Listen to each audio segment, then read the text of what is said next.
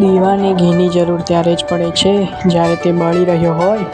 બુઝાઈ ગયા પછી ઘી રેડવું નકામું છે. તેવી જ રીતે સમય હોય ત્યારે વ્યક્તિની કદર કરો. સમય ગયા પછી અફસોસ કરવો એ નકામું છે.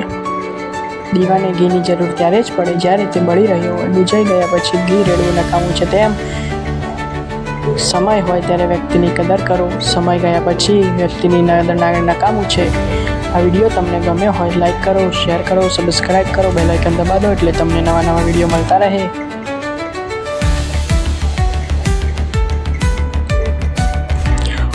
ઓમ નમઃ શિવાય. હર હર મહાદેવ. ઓમ નમઃ શિવાય. હર હર મહાદેવ. ઓમ નમઃ શિવાય. હર હર મહાદેવ.